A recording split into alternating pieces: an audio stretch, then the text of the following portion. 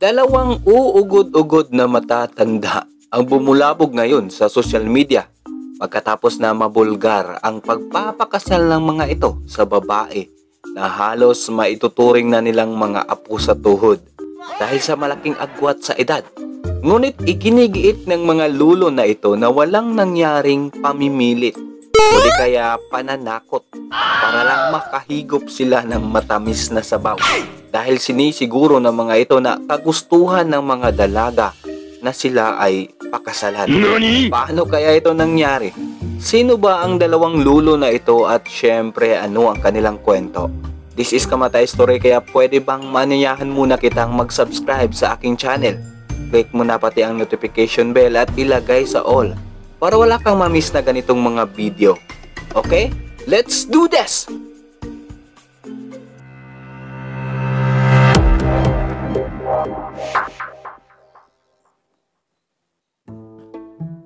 Alam mo ba ang ibig sabihin ng kasabihan na old Carabao daw, eat young grass? Well, kung hindi mo ito gets, itong istorya ng dalawang matanda ay ang siyang magiging angkop na halimbawa dito.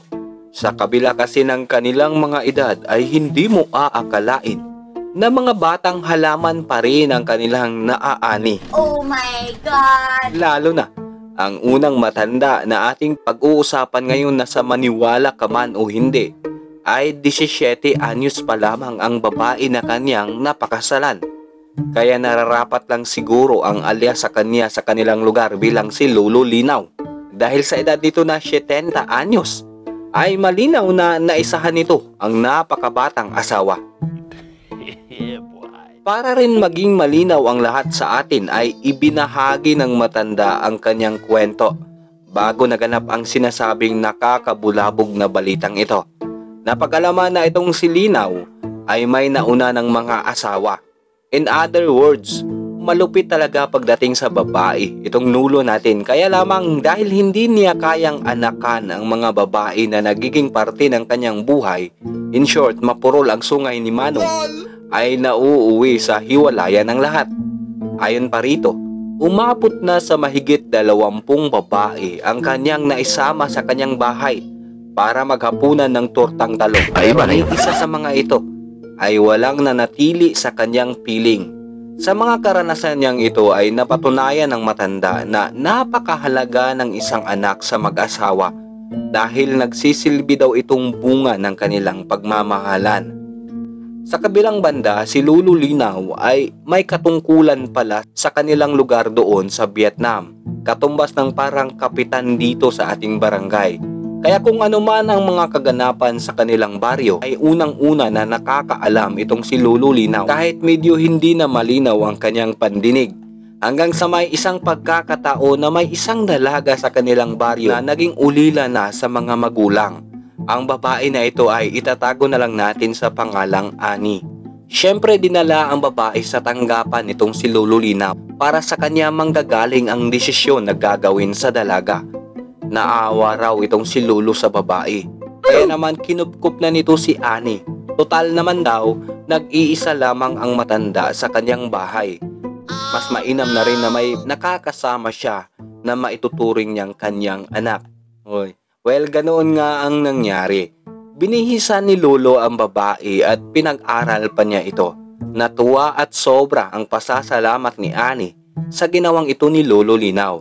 At bilang pagtanaw raw ng utang na loob sa matanda, ay nangako itong si babae na pagsisilbihan nito si Lolo Linaw sa abot ng kanyang makakaya. Kaya lamang pagkalipas ng 6 na buwan, ang salitang pagsisilbihan na ito ay mas lalo atang lumalim ang kahulugan dahil sa kumalat na tsismis sa kanilang lugar na itong si Ani ay nagkaroon ng relasyon kay Lolo Linaw sa hindi malamang rason. In other words, nagsimula na ang araw ng pag-aani. Oh my God! Kaya naging usap-usapan tuloy na may sapilitang nangyayaring anihan sa kanilang baryo. Naging malinaw lang ang lahat ng inanunsyo nitong si Lolo Linaw ang planong pagpapakasal nilang dalawa ni Ani dahil daw nagkakagustuhan o nagkakadevelopan na silang pareho.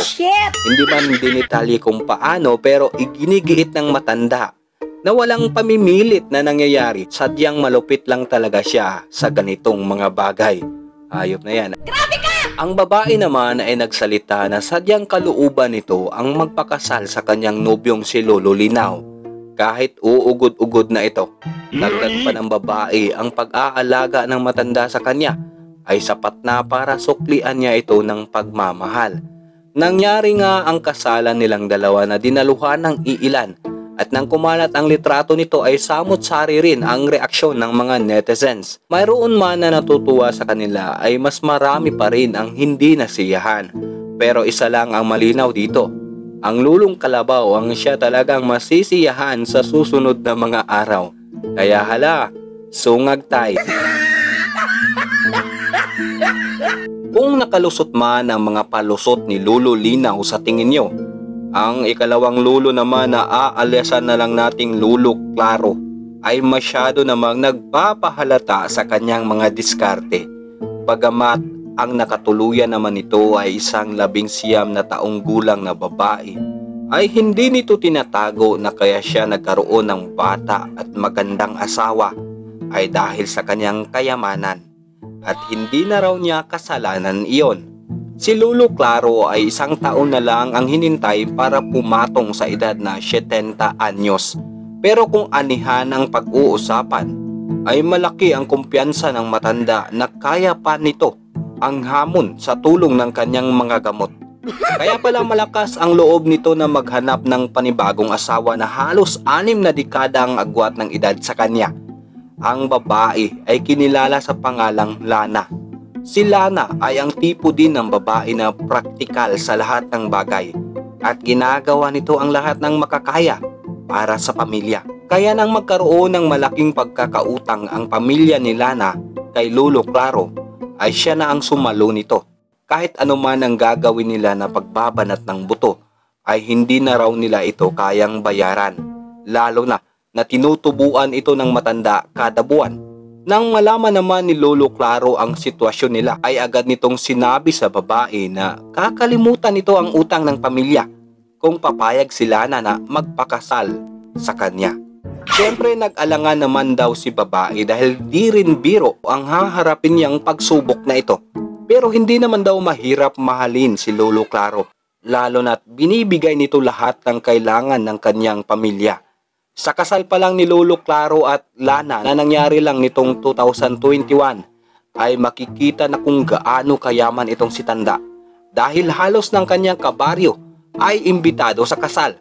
Gayunpaman para sa iilan ang kasalan na ito ay hindi raw maituturing na sagrado dahil hindi naman daw nagmamahalan ang dalawang nilalang na ito, kundi ang mga nangyayari ay dala lang ng kanilang kanya-kanyang pangangailangan.